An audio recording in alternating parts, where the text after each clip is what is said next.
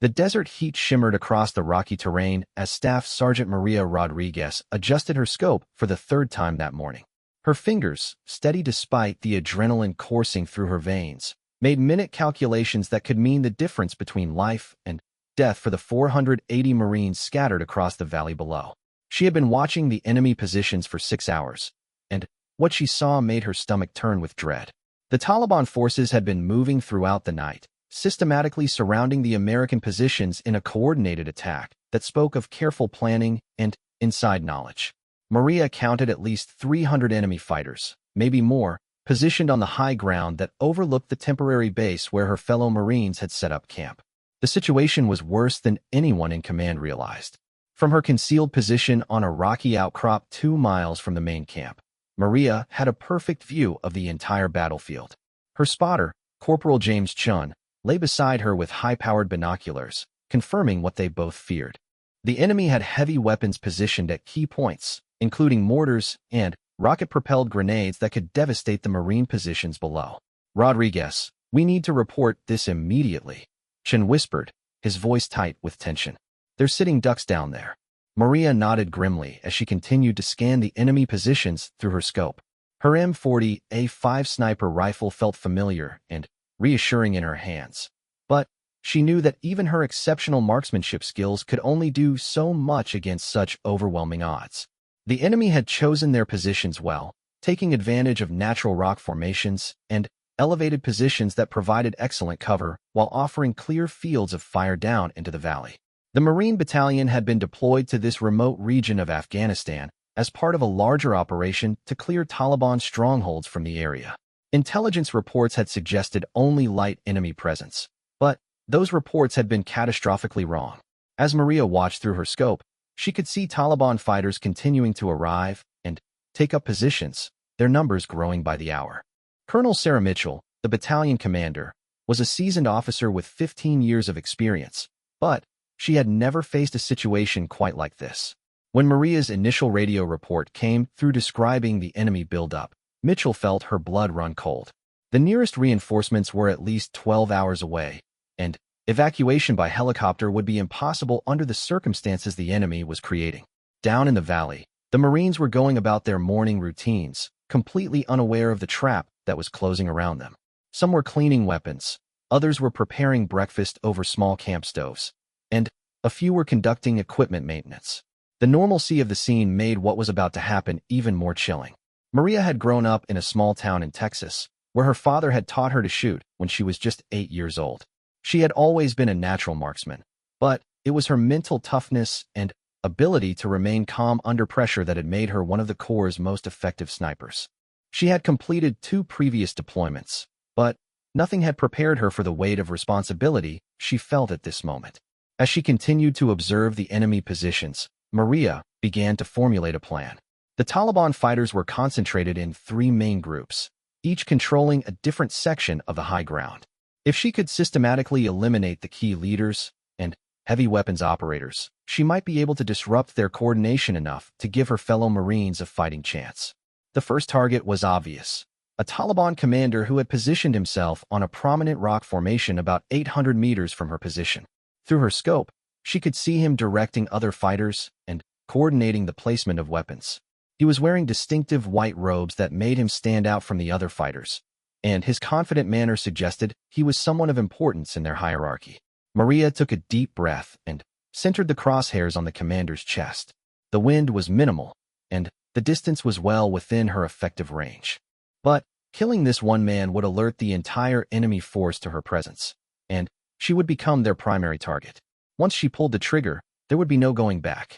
Chun was monitoring radio communications from the battalion below, and the chatter he was hearing confirmed their worst fears.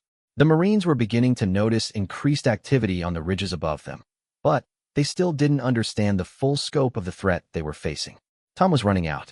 "Maria, you need to make the call," Chun said quietly. "Whatever you're going to do, it has to be now." Maria closed her eyes for a moment, thinking about her younger brother back home who was planning to join the Marines after high school graduation. She thought about her parents, who worried about her safety every day she was deployed. Most of all, she thought about the 480 Marines in the valley below who were counting on her to do her job, even though most of them didn't even know she existed. When she opened her eyes, her resolve was absolute. She keyed her radio and spoke in a calm, clear voice that belied the gravity of the situation. Overwatch to Base Command.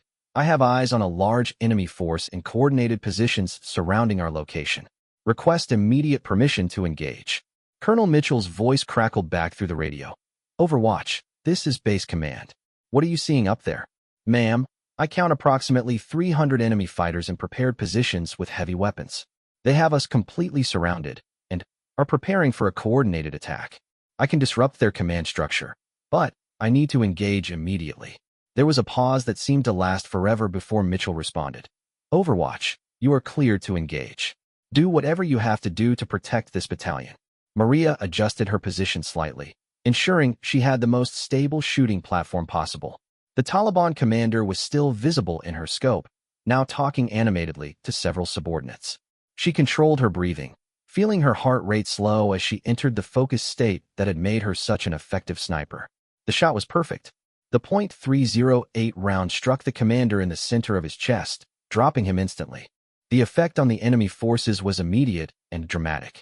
Fighters began shouting and pointing in different directions, trying to locate the source of the shot. Their carefully coordinated positions began to show signs of confusion as subordinate leaders tried to take command. But Maria was already moving to her second target, a mortar team that had been setting up their weapon in a position that would have allowed them to rain death down on the Marine camp. The mortar operator was focused on his equipment and didn't see death coming until it was too late. Maria's second shot eliminated him and sent the rest of his team scrambling for cover. The enemy forces were now fully alert to her presence, and bullets began striking the rocks around her position. Maria and Chen had to move quickly to avoid being pinned down. They gathered their equipment and began a tactical withdrawal to a secondary position that Maria had identified earlier. As they moved, Chen called in the situation to the battalion command. Colonel Mitchell immediately ordered the Marines to take defensive positions and prepare for attack, but she knew they were still in a desperate situation. The enemy still held the high ground and superior numbers, even with the disruption Maria had caused. From her new position, Maria continued to engage targets of opportunity. Every shot had to count, not just because ammunition was limited, but because each successful engagement further degraded the enemy's ability to coordinate their attack. She methodically eliminated heavy weapons operators, spotters, and anyone who appeared to be in a leadership role. The battle was just beginning, but Maria Rodriguez had made a decision that would ultimately save 480 American lives. Her courage and skill under impossible circumstances would become the stuff of Marine Corps legend. But, in that moment, she was simply a soldier doing her job in the face of overwhelming odds. The sun climbed higher in the desert sky as the intensity of the firefight continued to escalate. Maria knew that the next few hours would determine whether her fellow Marines lived or died, and she was determined not to let them down. The real test of her abilities and resolve was just beginning. The second phase of the battle began as the Taliban forces regrouped from the shock of losing their primary commander. Maria watched through her scope as a new leader emerged from the chaos, a tall man with a black beard who immediately began reorganizing the scattered fighters. His decisive actions and the respect shown by the other fighters marked him as someone with significant experience and authority. From her new position, Maria had a different angle on the battlefield, but the tactical situation remained grim. The enemy forces still controlled the high ground, and despite her successful initial strikes, they maintained significant numerical superiority. Through her radio, she could hear the increasing tension in the voices of the Marines below as they realized the true scope of the threat they faced. Corporal Chun had been monitoring enemy radio communications using equipment they had brought specifically for intelligence gathering. What he was hearing made the situation even more dire than they had initially understood. Maria, they're coordinating with at least 2 other groups that aren't even in our visual range yet. This is bigger than we thought. The new Taliban commander had learned from the fate of his predecessor and was being much more careful about exposing himself. He moved frequently between positions and used other fighters as shields when he needed to observe the battlefield. Maria waited patiently, knowing that eventually he would make a mistake that would give her the shot she needed. Down in the valley, Colonel Mitchell was implementing a defensive strategy that would maximize their chances of survival until reinforcements could arrive. She ordered her Marines to establish overlapping fields of fire and to conserve ammunition for when the main attack began. The temporary nature of their position meant they had limited fortifications, but the Marines were using every available piece of cover and creating fighting positions wherever possible. Lieutenant David Park, a young platoon leader who was experiencing his first major combat engagement, was struggling to maintain his composure as the reality of their situation sank in. His 32 Marines were positioned on the eastern perimeter, which intelligence suggested would face the heaviest assault. Park had trained extensively for situations like this, but the theoretical knowledge felt inadequate when faced with the very real possibility of being overrun. "Keep your heads down and stay focused," Park told his Marines over the radio. "We've been in tough spots before, and we've always come through. This time won't be any different." Despite his confident words, Park knew they were facing odds that would challenge even the most experienced units. The Taliban had chosen their attack timing perfectly, hitting the Marines when they were between major supply runs and at their most vulnerable point in the mission cycle. Maria continued her deadly work from the heights, but she was facing increasing return fire as the enemy began to zero in on her general location. Bullets cracked through the air around her position, sending stone chips flying and forcing her to be even more selective about when she exposed herself to take shots. Each engagement now carried the risk of giving away her exact position to enemy marksmen who were actively hunting her. The psychological impact of her precision shooting was becoming evident in the enemy ranks. She could see through her scope that many of the Taliban fighters were becoming increasingly nervous about exposing themselves, knowing that death could come from an invisible sniper at any moment. This hesitation was disrupting their ability to coordinate the assault they had planned. Chen spotted movement in a rocky area about 600 meters to their north. "We've got a problem, Maria. Looks like they're trying to flank our position. I count at least 15 fighters moving through that terrain." Maria shifted her aim to the new threat, but the distance and the broken terrain made target acquisition difficult. The Taliban fighters were using proper tactical movement, advancing in small groups while others provided overwatch. Their discipline and coordination suggested these were not inexperienced fighters, but veterans who had been fighting in this region for years. The first shot at the flanking group was a difficult one, requiring Maria to estimate range and wind compensation for a target that was only briefly visible between rock formations. Her bullet struck one of the lead fighters, causing the others to immediately seek cover and halt their advance. While she couldn't eliminate the entire flanking force, she had bought valuable time for the Marines below to adjust their defensive positions. Colonel Mitchell had been a Marine for 15 years, rising through the ranks through a combination of tactical skill and natural leadership ability. She had served in Iraq during some of the heaviest fighting and had earned the respect of every Marine under her command. But the situation she faced now was testing every bit of her experience and judgment. "All units, this is base command," Mitchell transmitted over the radio. "We have confirmed enemy movement on multiple fronts. Maintain defensive positions and wait for my command before engaging. We need to make every shot count."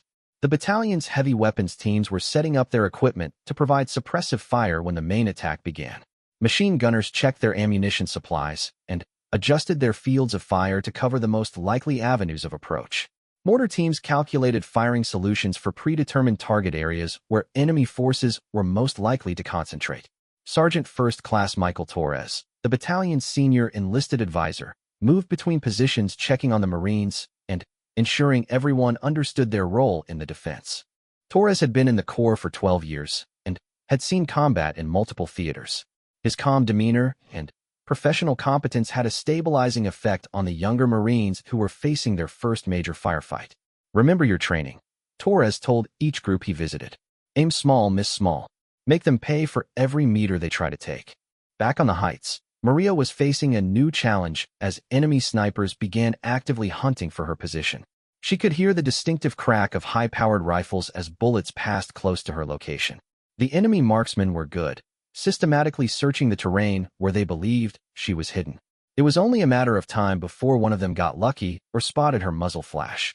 "We need to move again," Chen said quietly. "They're getting too close for comfort." Maria nodded, but she was reluctant to abandon a position that gave her such excellent observation and fields of fire. Every time she moved, she lost valuable time getting reoriented and potentially missed opportunities to disrupt enemy operations. But Staying in one place too long against skilled opponents was a recipe for getting killed.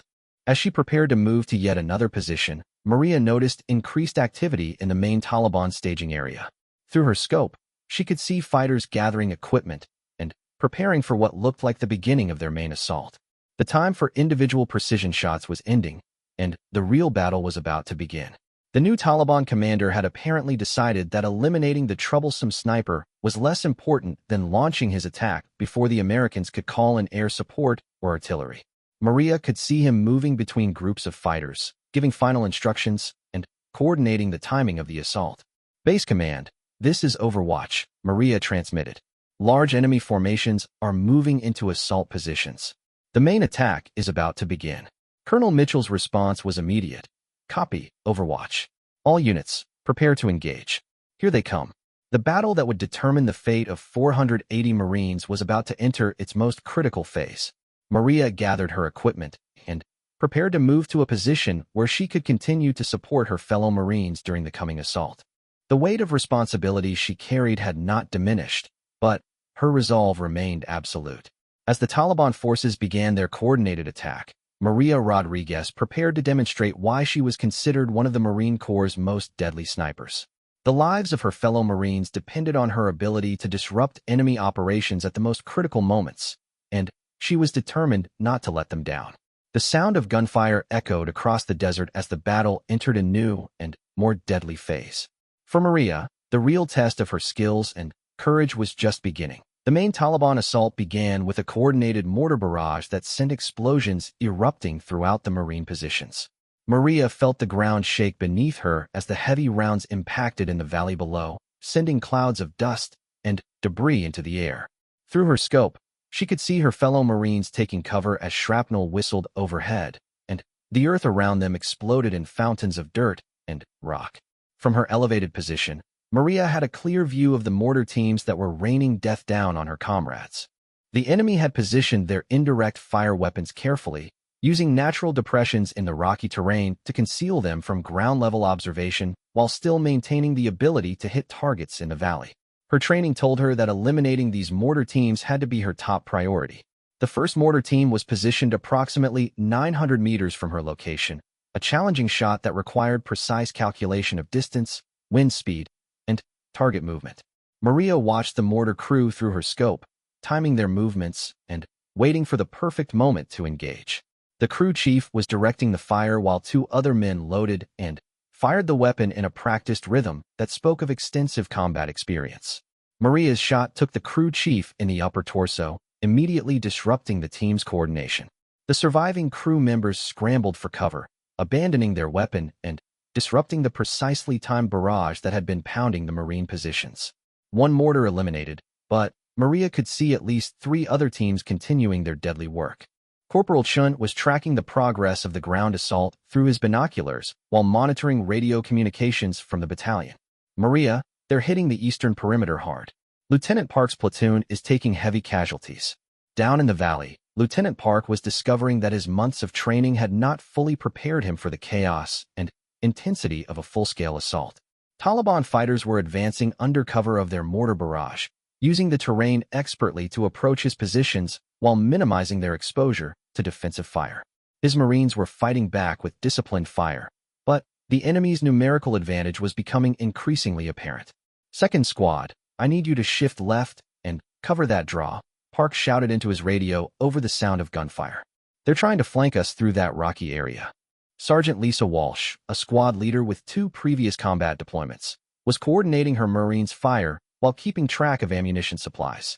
Her experience told her they were burning through ammunition faster than they could afford, but the intensity of the assault left them no choice but to maintain a high rate of fire to keep from being overrun. "Make your shots count," Walsh told her Marines. "We can't afford to waste ammunition on wild shots."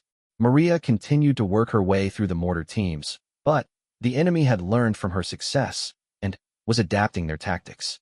The surviving mortar crews were moving their weapons frequently and using smoke grenades to conceal their positions.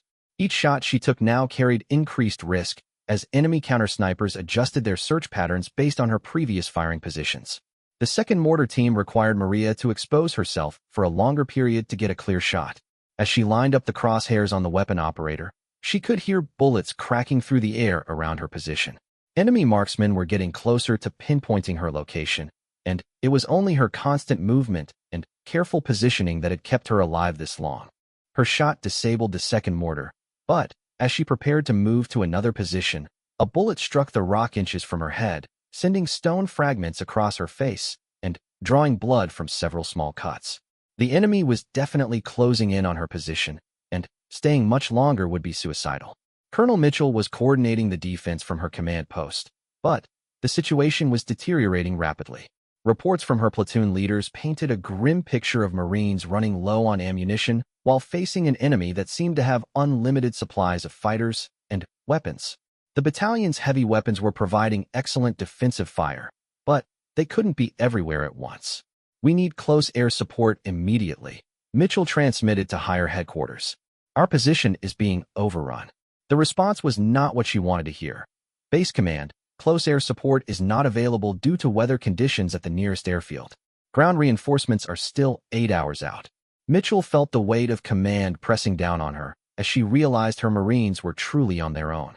The nearest friendly forces were too far away to provide immediate assistance, and air support was grounded by a sandstorm that had developed over the main air base. Her battalion would have to hold until reinforcements could arrive or fight their way out through superior enemy forces. Maria had moved to her fourth firing position of the day, a precarious spot on a narrow ledge that provided excellent observation but very limited cover. From here, she could see the full scope of the battle unfolding below. Taliban fighters were advancing on multiple fronts, using sophisticated small unit tactics that demonstrated their experience and training. The 3rd Mortar Team was positioned in a location that made a direct shot nearly impossible, but Maria could see that one of the crew members periodically exposed himself when adjusting the weapon's elevation. She waited patiently, knowing that rushing the shot would likely result in a miss and further expose her position to enemy fire. When the opportunity came, Maria's shot was perfect. The mortar operator dropped, and without his expertise, the weapon fell silent. 3 mortars eliminated, but the ground assault was continuing to gain momentum. Through her scope, she could see Taliban fighters getting dangerously close to the Marine perimeter. Chen was monitoring multiple radio frequencies, trying to keep track of the rapidly evolving tactical situation. "Maria, the western perimeter is holding, but the east side is in serious trouble. They're requesting immediate assistance." Maria shifted her focus to the eastern perimeter where Lieutenant Park's platoon was fighting for survival. Through her scope, she could see Taliban fighters maneuvering through a series of rocky outcroppings that provided excellent cover and concealment. The Marines were fighting back with everything they had, but they were clearly being pushed back from their original positions. A group of Taliban fighters had managed to work their way to within 50 meters of the Marine positions, close enough that their small arms fire was becoming devastatingly effective. Maria could see Marines taking cover behind whatever protection they could find while trying to return fire against enemies who were expertly using the terrain to their advantage. The shot was over 1,000 meters and required Maria to engage targets that were in close proximity to friendly forces. One mistake could result in friendly fire casualties, but failing to act would certainly result in the eastern perimeter being overrun. Maria took careful aim at the lead Taliban fighter, a man who appeared to be directing the assault on the Marine positions. Her bullet struck the target's center mass, immediately causing confusion among the attacking fighters. Maria quickly shifted to a second target, then a third, systematically eliminating the leaders who were coordinating the assault. Without effective leadership, the attack on the eastern perimeter began to lose momentum, giving Park's Marines the breathing room they desperately needed. "Outstanding shooting, Overwatch," came Park's voice over the radio. "You just saved our bacon up here." But Maria knew the reprieve would be temporary. She could see through her scope that the Taliban forces were regrouping and bringing up additional fighters to replace those she had eliminated. The enemy commander was proving to be both adaptive and persistent, adjusting his tactics based on the changing battlefield conditions. The 4th Mortar Team had been repositioned to a location that was almost completely concealed from Maria's current position. She could hear the distinctive sound of mortar rounds leaving the tube, but couldn't get a clear shot at the crew. The rounds were impacting dangerously close to Colonel Mitchell's command post, threatening to disrupt the coordination of the entire defense. Maria made the difficult decision to leave her current position, which provided excellent overwatch of the eastern perimeter, to move to a location where she could engage the remaining mortar team. The movement would take her away from supporting Park's Marines during a critical phase of the battle, but eliminating the mortar threat was essential for the survival of the entire battalion. As she and Chun began their movement to the new position, Maria could hear the intensity of the firefight increasing. The Taliban commander had apparently decided to commit his remaining reserves to a final push that would either break the Marine defense or exhaust his force's ability to continue the assault. The battle for the survival of 480 Marines was reaching its climax, and Maria Rodriguez was about to face the most challenging shots of her career. The decisions she made in the next few minutes would determine whether her fellow Marines lived or died, and the pressure of that responsibility was unlike anything she had ever experienced. Time was running out, and the enemy was pressing their attack with renewed intensity. Maria prepared for what might be the final phase of the most important battle of her life. The movement to Maria's new firing position took her across exposed terrain that left both her and Chun vulnerable to enemy observation. They moved in short bounds, using available cover while maintaining awareness of the shifting tactical situation below. The sound of gunfire was intensifying, and Maria could see muzzle flashes erupting throughout the valley as the battle reached its crescendo. From her new position, Maria had a clear view of the remaining mortar team, but the shot would be the most challenging of her career. The distance was over 1,200 meters, well beyond the normal effective range for precision shooting.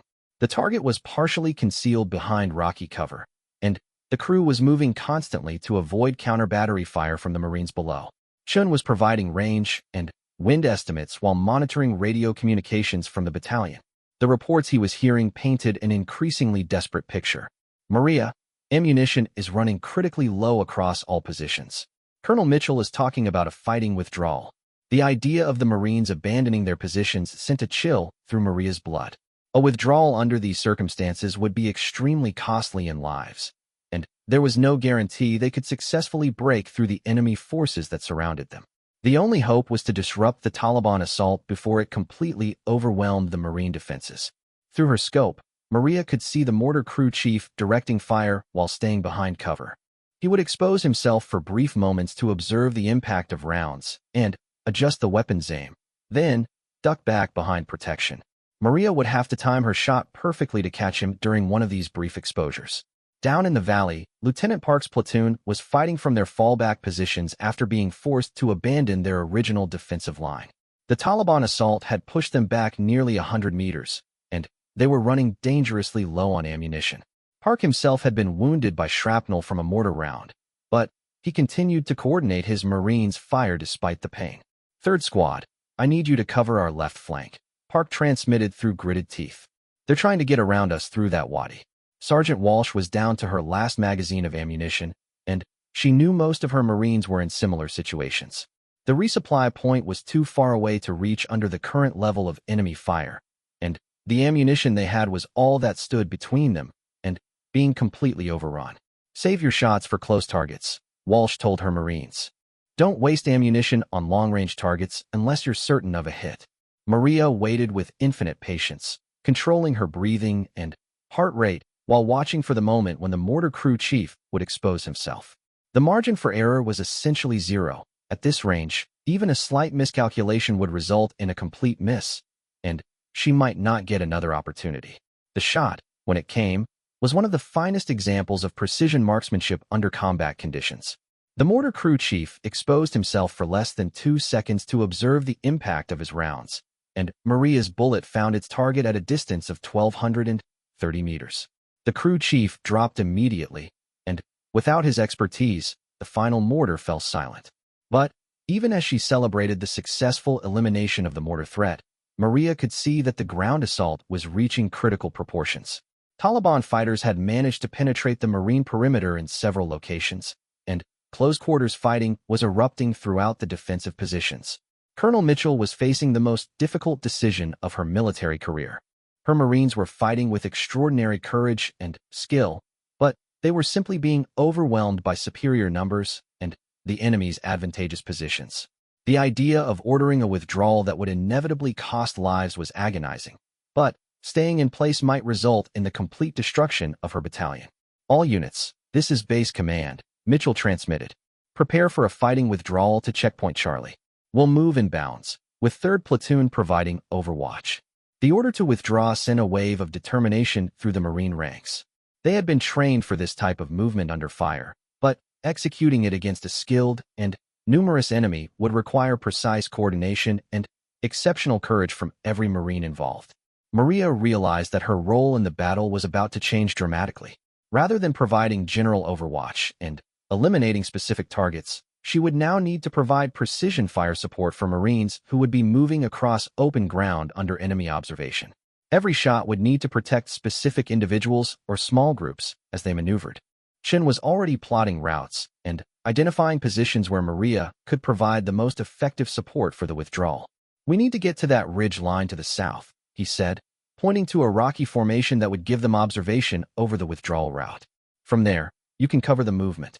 The movement to the new position required Maria and Chen to cross nearly 500 meters of terrain that was partially exposed to enemy observation. They moved quickly but carefully, knowing that being spotted by enemy forces would not only endanger them but would also deprive the Marines below of the fire support they would desperately need during the withdrawal. As they moved, Maria could hear the sounds of close-quarters combat erupting from the Marine positions. Taliban fighters had penetrated the perimeter in several locations, and Marines were engaging them with pistols, rifles, and hand-to-hand combat.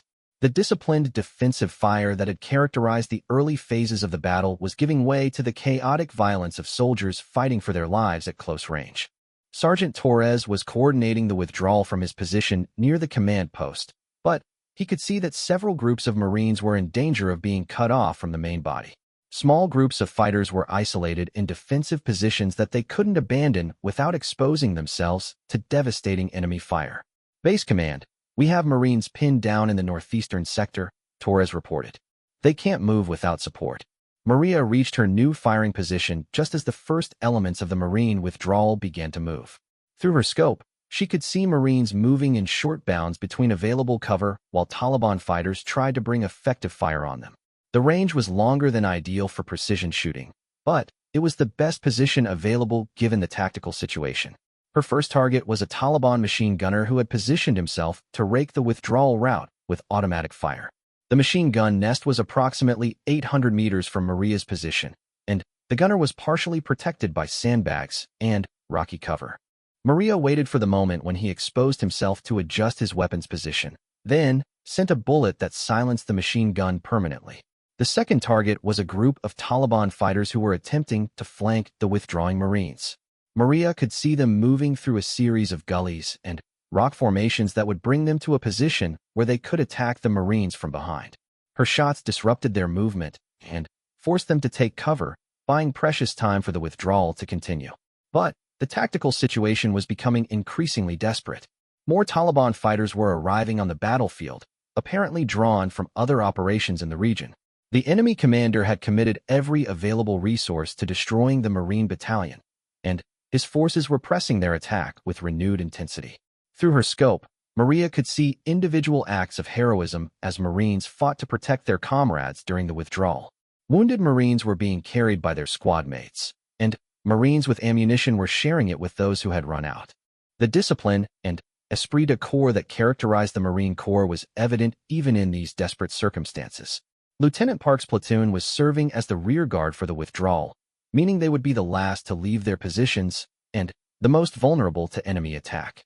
Park himself, despite his wounds, was personally ensuring that every one of his Marines made it to the rallying point before he would allow himself to be evacuated. Maria could see that Park's Marines were in serious danger of being overrun as they attempted to disengage from enemy forces who were pressing them hard. Taliban fighters were advancing on multiple fronts, and the Marines were running out of space to maneuver. Without immediate support, they would be surrounded and destroyed. The shots Maria took to support Park's withdrawal were some of the most important of her career. Each bullet had to count not just as a tactical success, but as a direct contribution to saving the lives of specific Marines who were fighting for survival. The pressure was enormous, but Maria's training and experience guided her actions as she systematically eliminated threats to the withdrawing forces. The battle was far from over, but the successful beginning of the Marine withdrawal offered hope that the battalion might survive this overwhelming assault. Maria's precision shooting had been instrumental in making the withdrawal possible, but she knew that the most dangerous phase was still to come as her fellow Marines attempted to break contact with a determined enemy. The final phase of the withdrawal was the most dangerous, as the remaining Marines had to cross nearly a kilometer of open ground while under constant enemy fire. Maria positioned herself to provide overwatch for this critical movement, knowing that her ammunition was running low and every shot would have to be perfectly placed to maximum effect. Through her scope, she could see Colonel Mitchell coordinating the final elements of the withdrawal while refusing to leave until every Marine under her command was accounted for. The Colonel's leadership throughout the battle had been exemplary, but Maria knew that Mitchell was taking enormous personal risks by staying with the rear guard elements. The Taliban commander had recognized that this was his last opportunity to inflict devastating casualties on the Marine Battalion, and he was throwing everything he had into preventing their escape. Fresh fighters were arriving continuously, and the enemy was maintaining pressure on multiple fronts to prevent the Marines from successfully disengaging. Chun was monitoring radio communications and providing Maria with real-time intelligence on the movement of friendly forces. The main body is almost clear, but we still have about 30 Marines in contact with the enemy. They need covering fire to break contact. Maria could see the Marines Chun was referring to through her scope. They were pinned down by enemy fire in a rocky area about 600 meters from her position, taking casualties while trying to provide covering fire for their comrades' withdrawal. Among them was Lieutenant Park, whose platoon had volunteered to serve as the final rearguard. The enemy forces pressing Park's Marines were led by the same Taliban commander who had taken over after Maria's initial shots had eliminated the original leadership. Through her scope, she could see him directing his fighters with skill and determination, coordinating attacks from multiple directions to prevent the Marines from escaping. Maria's decision to target the enemy commander was not made lightly. He was positioned in an area where there was significant risk of collateral damage, and the shot would require her to expose herself to return fire from multiple enemy positions. But Park's Marines were running out of time and ammunition, and eliminating the enemy leadership might be their only chance of survival. The shot was taken at a range of 700 meters through a gap between two rocky formations. Maria had to account for wind drift and the movement of both her target and the friendly forces in the area. The bullet struck the Taliban commander in the upper chest, immediately causing confusion among his forces as subordinate leaders tried to determine what had happened and who was now in command. The disruption caused by the loss of their commander gave Park's Marines the opportunity they needed to begin their withdrawal. Maria provided covering fire as they moved, systematically eliminating threats that emerged to engage the retreating Marines. Her shooting was precise and deadly, each round carefully placed to maximum effect. But the enemy was not giving up easily. Even with their commander eliminated, Taliban fighters continued to press their attack, driven by religious fervor and the knowledge that they were close to achieving a significant victory. Maria could see new groups of fighters arriving to join the assault, apparently drawn from positions throughout the region. Sergeant Torres was coordinating the final phase of the withdrawal from his position with the main body of Marines. Despite being wounded earlier in the battle, he continued to direct operations and ensure that no Marine was left behind. His radio calls provided a running commentary on the desperate situation facing the rearguard elements. Base Command, the rearguard is taking heavy casualties, Torres reported. They need immediate support to break contact. Colonel Mitchell's response reflected the agonizing decisions she had been forced to make throughout the battle. All available units provide covering fire. We don't leave anyone behind. The commitment to rescue every Marine, even at the cost of additional casualties, exemplified the values that had made the Marine Corps legendary. Maria could see Marines who had already reached safety volunteering to return and provide additional firepower to support the withdrawal of their comrades. From her elevated position, Maria had an excellent view of the entire battlefield and could see opportunities that were not visible to the Marines on the ground. She spotted a group of Taliban fighters attempting to set up an ambush along the withdrawal route, positioning themselves to attack the rear guard as they retreated. The ambush position was approximately 900 meters from Maria's location, at the extreme range of effective precision shooting. The targets were partially concealed and moving frequently, making accurate shooting extremely difficult. But allowing the ambush to succeed would be catastrophic for the withdrawing Marines.